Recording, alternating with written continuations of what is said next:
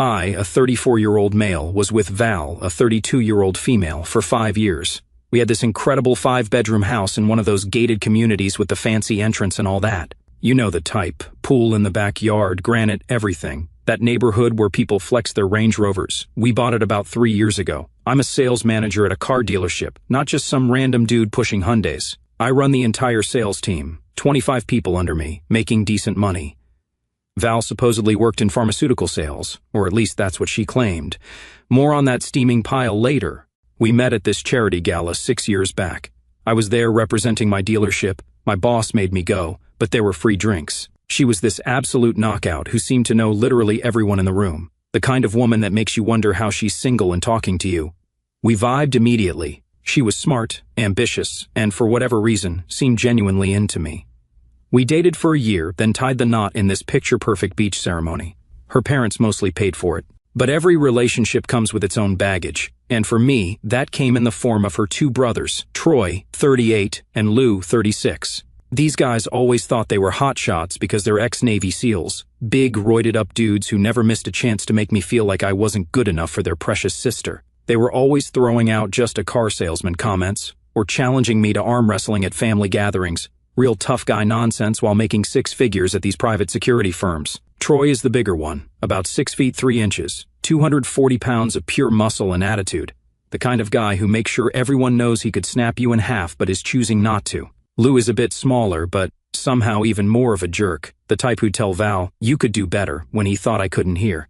They both drive these obnoxious vehicles. Troy has this lifted F350 with truck nuts, and Lou rolls around on a custom Ducati that probably costs more than some people's houses.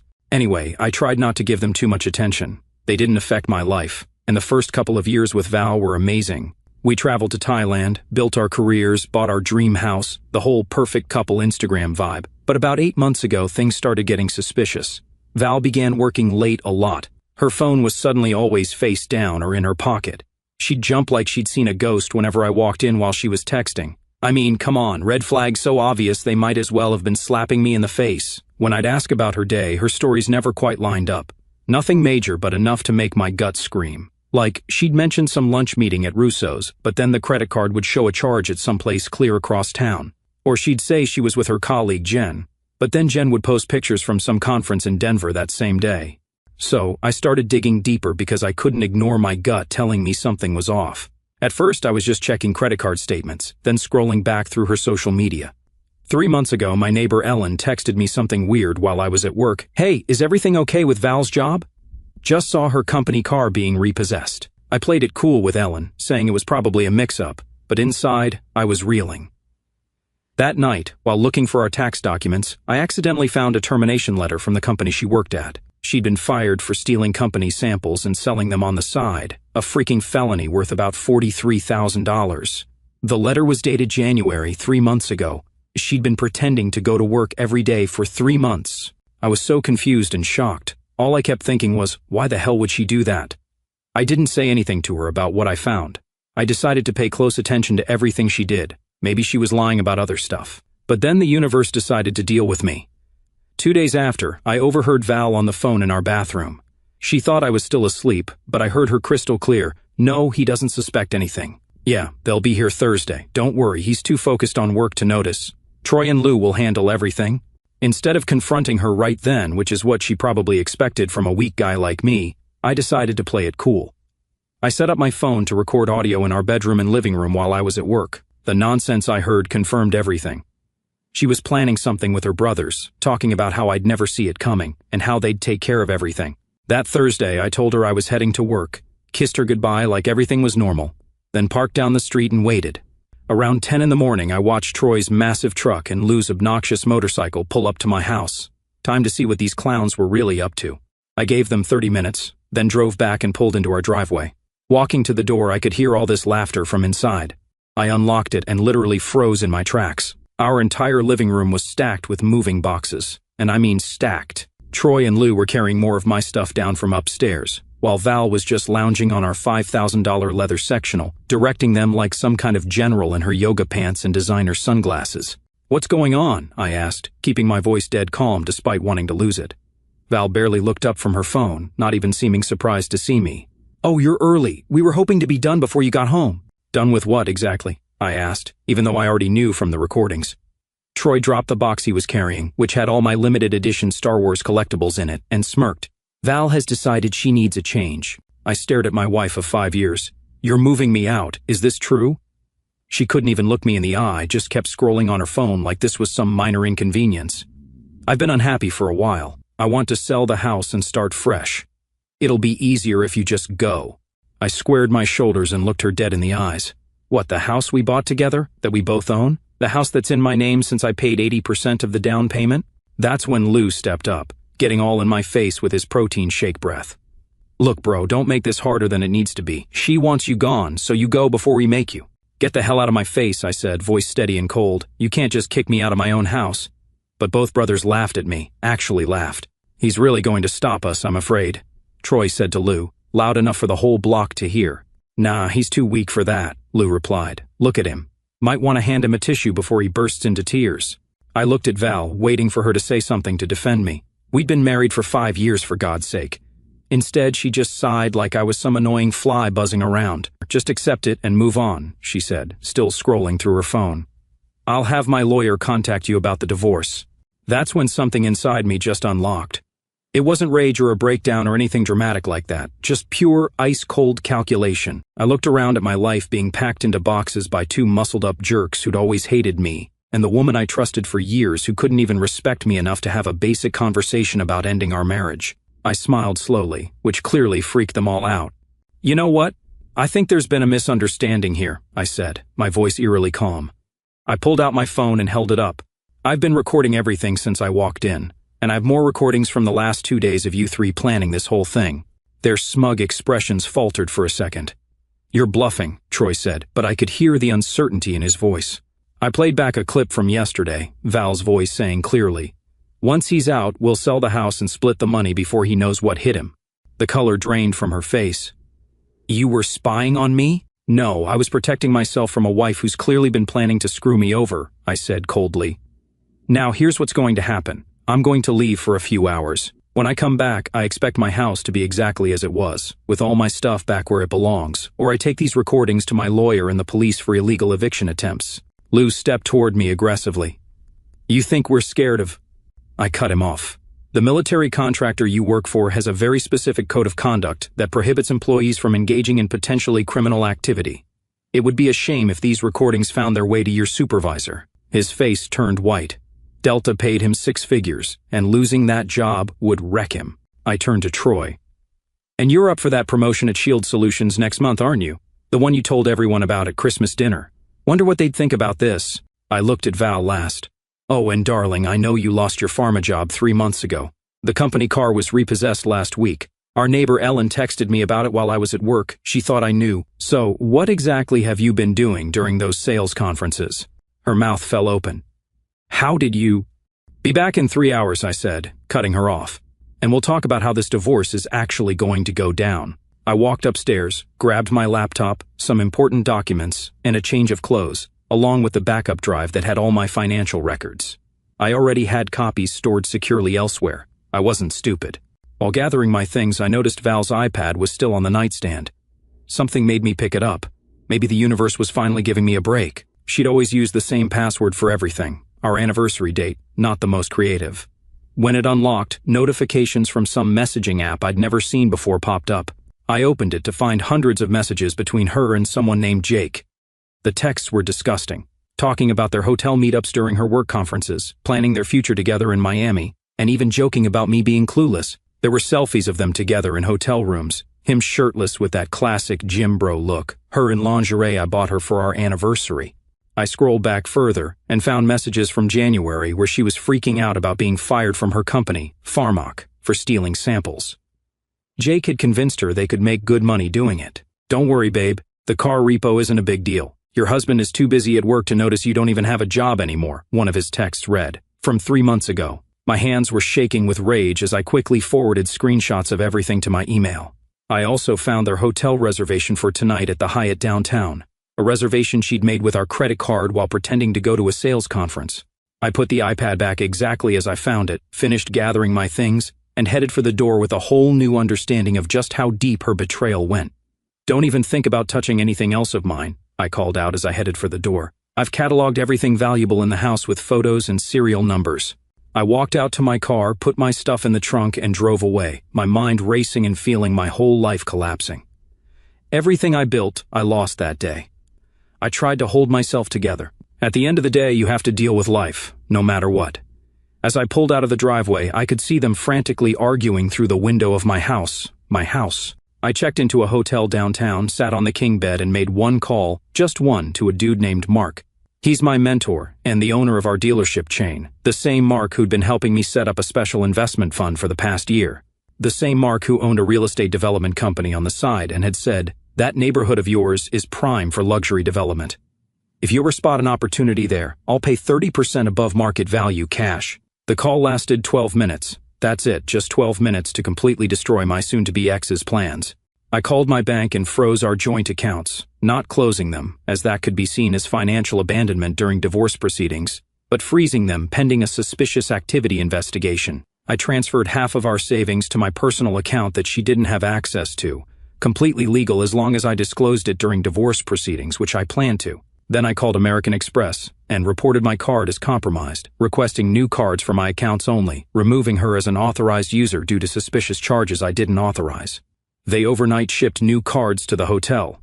When I was done, I sat there in silence in that hotel, still feeling enraged about the texts I saw between her and that random dude Jake. I couldn't let it go. I knew where she was planning to be, the Hyatt downtown. I grabbed my keys, drove over, and parked across the street like a man with unfinished business. Sure enough, just before 9 in the evening, she pulled up in her usual yoga pants disguise, this time with Jake sliding out of the passenger seat like he owned her in the car. They walked into the hotel lobby all cozy, laughing like teenagers. I took photos from my car window, clear, incriminating, time-stamped. One had her kissing his cheek, another showed her handing over the room key card, and the final one was them entering the elevator together. Game, set, match. 4 hours later, I drove back to the house. When I pulled up, I noticed Troy's truck was gone, but Lou's bike was still there. I walked in to find Val frantically cleaning and Lou moving boxes back upstairs. The look on their faces was priceless. "You're back early," Val said, suddenly trying to sound sweet. She'd changed into one of my favorite dresses of hers. Hair done, makeup fresh. "Where's all my stuff?" I asked coldly. "We're putting everything back, just like you asked," she said, walking toward me with her arms out for a hug. I stepped back. "Don't touch me. Where's Troy?" Lou cleared his throat. "He had to get back to work, but look, man, we were just trying to help Val. Maybe we all got a little carried away." "A little carried away?" I repeated, feeling my eye twitch. "You tried to illegally evict me from my own house." Val's eyes filled with tears. "Nate, baby, I was emotional and not thinking straight. I should have talked to you. We can work this out." I almost laughed. "Now you want to work it out? After I caught you? After I have evidence of you planning to sell my house out from under me? After you lied about losing your job?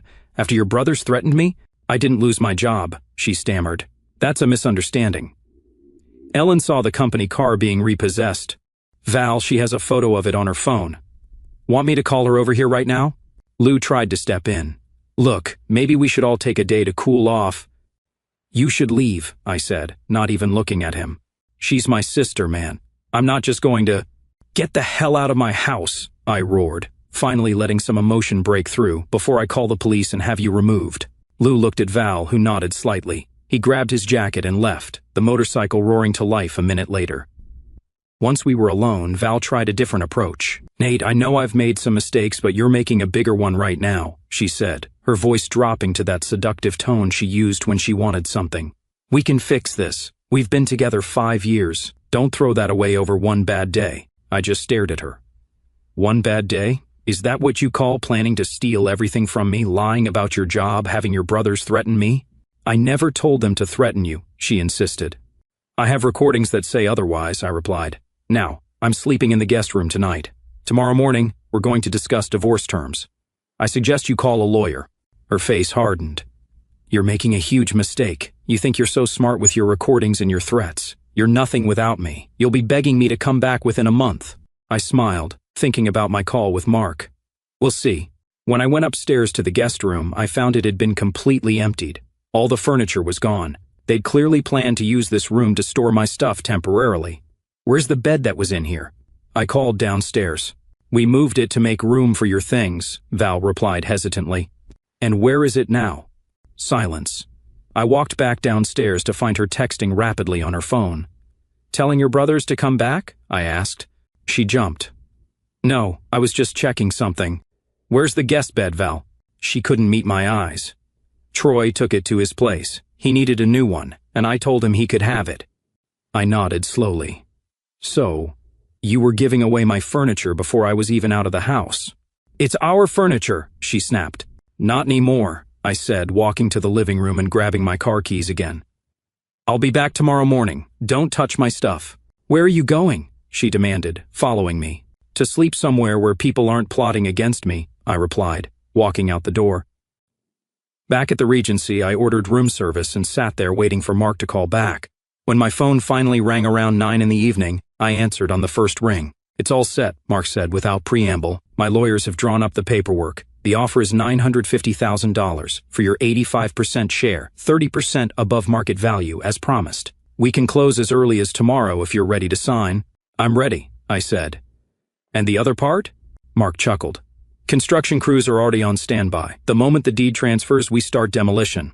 I've got 6 luxury townhouses planned for that lot, all pre-sold at $650,000 each. Your soon-to-be ex can enjoy watching her dream home get bulldozed. Perfect, I said. Send the paperwork over tonight. I'll sign everything first thing in the morning. You know, Mark said before hanging up, I always knew you had steel in you, Nate. Just never knew how much until now. I slept better that night than I had in months. The next morning I drove to work as usual. I didn't tell Val where I was going, just left while she was still sleeping. At the office, I signed all the paperwork Mark's lawyers had sent over, officially selling my 85% share of the house to Mark's development company. Around 10 in the morning, I looked out my office window on the 15th floor and saw them all standing in the parking lot. Val, Troy, Lou, all 3 looking up at the building. They looked different, not smug anymore, more like absolutely terrified. My phone was blowing up. Val had called about 60 times since last night. The text preview said, "Please talk to us. You can't do this, I'm begging you." But I could, and I did. I let them wait in the parking lot for about 2 hours before I went down. Val was pacing back and forth, makeup smeared from crying. Lou was sitting on a parking block with his head in his hands, and Troy was arguing with a security guard who wouldn't let them in the building. The moment I pushed through the doors, Val rushed toward me. "What did you do?" she demanded, eyes red. I just stared at her coldly. "Do what exactly?" I asked. "You sold our house." Troy stepped forward, veins bulging in his neck. "Correction," I said calmly. "I sold my portion of the house to an investor, which I have every legal right to do. Maybe you should have read the paperwork before trying to throw me out. Here's what those idiots didn't know.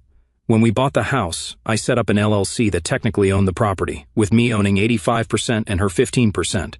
The agreement, which she signed without reading carefully because she was too excited about the pool, clearly stated that either of us could sell our portion without the other's consent. So when Mark called me back last night with his offer, I accepted immediately. He bought my 85% share at 30% above market value, $950,000, cash, no inspection needed. The paperwork was processed digitally by midnight. "You can't just sell the house from under me."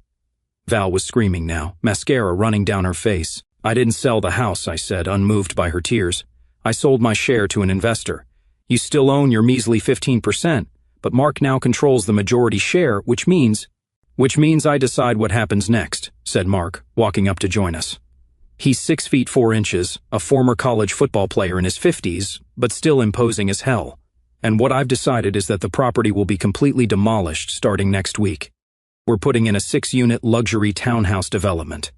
Construction crews arrive Monday. Anyone still living there needs to vacate by Sunday.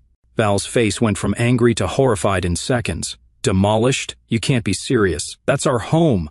"It's real estate," Mark corrected her, "and now it's my real estate. I've been looking to develop in that neighborhood for years." Troy stepped forward, trying to use his size to intimidate Mark. "You can't just," Mark cut him off. "Actually, I can. The LLC agreement your sister signed gives the majority shareholder full authority over property decisions. I own 85% now, but I'm a reasonable man. I'm offering a $5,000 relocation stipend if the house is empty by Sunday." After that, I start deducting damages and delay costs from her 15% share. Troy turned to me, his face red with anger. You pathetic coward. You planned this, didn't you? No, I said firmly. You three planned this. I just changed the ending. Lou tried to grab my arm. We need to talk about this like men. I yanked my arm away. Don't touch me, ever. And we're done talking. Val tried a different approach, her voice suddenly soft and pleading. Nate, please, we can talk about this. I made a mistake. Where am I supposed to go? All my things are there. I laughed, actually laughed in her face. Well, you got brothers with trucks who are great at moving boxes, I replied. I'm sure they'll help you figure it out. Maybe they can move you into their places, since they were so eager to move me out of mine. Troy tried to step up. Listen here, you piece of... I cut him off. No, you listen, touch me, and you're going to jail for assault. This is all being recorded, and there are witnesses. Try me. He backed down immediately. These tough guys always do when they realize they can't use their muscles to solve the problem. I turned and walked back inside. Through the glass, I watched them argue with Mark for a while before security finally escorted them off the property. The cherry on top, Mark's security guy was even bigger than Troy, and the look on that jerk's face when he had to back down was priceless. Back in my office, I leaned back in my chair and breathed deeply. Phase 1 complete. Time for Phase 2. I pulled out the folder I'd been compiling for the past 3 months. All my evidence neatly organized, photos of Val and Jake entering hotels, screenshots of their text messages I'd recovered from our shared cloud account, bank statements showing the $2,000 weekly withdrawals, copies of the termination letter from Pharmac, detailing her theft of $43,000 in pharmaceutical samples. I'd even called Pharmac, posing as a potential employer doing a reference check, which led to a very illuminating conversation with their HR director about why exactly Val had been let go. Turns out they were still building a criminal case against her. Looking through it all again made my blood boil. The sheer scale of her betrayal was almost impressive. Losing her job for stealing, lying about it for months, cheating with Jim Bro Jake, spending our money on God knows what, and now trying to kick me out of my own house. I called my lawyer and asked her to come to my office. Bring the divorce paperwork, I said, and we might need a criminal attorney on standby too.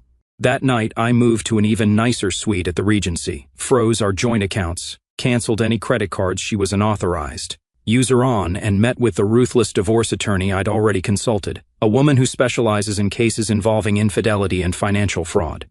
Oh, and Mark? He's already got demolition crews lined up to level the entire house, with plans to turn our 5-bedroom family home into 6 luxury townhomes selling for $650,000 each. The construction would start Monday at 7 in the morning sharp, and he specifically requested they begin with the loudest possible work. When I returned to the house briefly to collect more of my stuff, Val was waiting for me, looking desperate. She'd clearly been crying for hours. Can we please talk? She begged as I walked past her to the stairs. Nothing to talk about, I replied. You need to be out by Sunday. Where am I supposed to go? My parents live in Florida. Not my problem, I said, gathering my clothes and electronics. Maybe ask your boyfriend Jake if you can move in with him. Her face went pale. What are you talking about? I pulled out my phone, scrolled to the photo I'd taken at the Hyatt, and turned it to face her. It showed her and Jake entering the hotel, his hand all over her laughing up at him. Pharmaceutical sales conference? I asked coldly. She started sobbing. It's not what it looks like.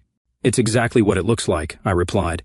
You've been unemployed for months, lying to me daily, cheating on me with some gym rat, and planning to steal my house. Did I miss anything? She collapsed onto the couch, face in her hands. I was going to tell you about the job, she mumbled. I was embarrassed. Save it for your lawyer, I said, zipping up my bag.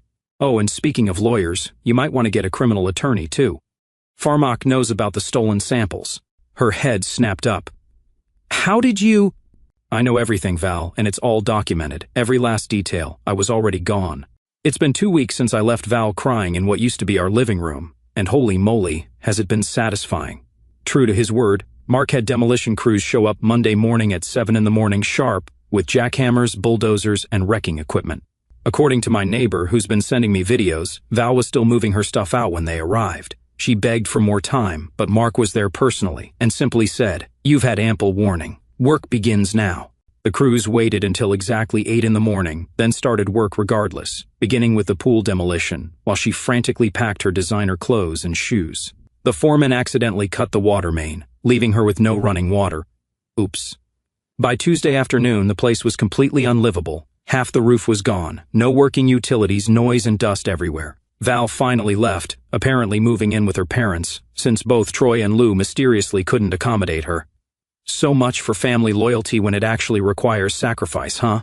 Remember when I mentioned freezing the joint accounts and canceling her credit cards? Well, Val tried to use her Amex Black Card to book a suite at the Ritz-Carlton and got declined in front of everyone at the front desk. That's when she discovered all the financial changes I'd made. The next day, Troy and Lou showed up at my CrossFit gym. They tried to corner me by the weight rack, but I was ready. I'd warned the owner the day before that they might show up, and he had 3 trainers, all former MMA fighters, keeping an eye out. The moment they started getting aggressive, the trainers moved in, and the gym's security cameras were recording everything. "Let me make something crystal clear," I said loudly enough for everyone to hear. "Your sister committed fraud and theft during our marriage. She was fired from her job for stealing drugs, which is a felony. She cheated on me for months, then she and you two attempted to illegally evict me from my own house. You threatened me and tried to intimidate me. I have all of this documented. The police have been notified. What I did in response was completely legal and justified." When Troy tried to grab my shirt, one of the trainers immediately stepped between us. "Touch him, and you're going to jail," the trainer said. "We've got cameras everywhere and witnesses." Lou, trying to salvage their rep, muttered something about handling this another way. I just laughed. "Go ahead, try something else. Your sister's already staring down possible criminal charges. Want to keep her company? And I'm sure your employer would be thrilled to hear how you're out here threatening people and trying to pull off illegal evictions." They weren't used to being challenged, especially not by someone they'd always dismissed as a car salesman. Their faces showed pure shock at this version of me, the one who wasn't intimidated, who pushed back harder than they came at me. "This isn't over," Troy said as they finally backed away. "Actually it is," I called after them. "It was over the moment you underestimated me. Now get the hell out before I call the cops." After they left, several gym members came over to high-five me. One guy, a corporate lawyer, handed me his card. "If you need additional legal counsel, call me." That was badass. My lawyer tells me the divorce will be heavily in my favor, given the evidence we have. Val's lawyer quit after seeing the mountain of evidence we presented. Turns out her lawyer was actually just her cousin who had gone to law school but failed the bar exam twice. She's now struggling to find anyone willing to represent her, given the financial fraud and potential criminal charges. As for me, I found a stunning penthouse apartment in the most secure building in the city. I'm hitting the gym 6 days a week and focusing on rebuilding. I've never felt more clear-headed or determined. The most unexpected development has been at work. Mark was so impressed with how I handled everything that he's offered me a position as vice president of strategic investments at his firm. A massive promotion with a 7-figure salary and equity. So, yeah, 3 months have passed since my world exploded and reformed into something better.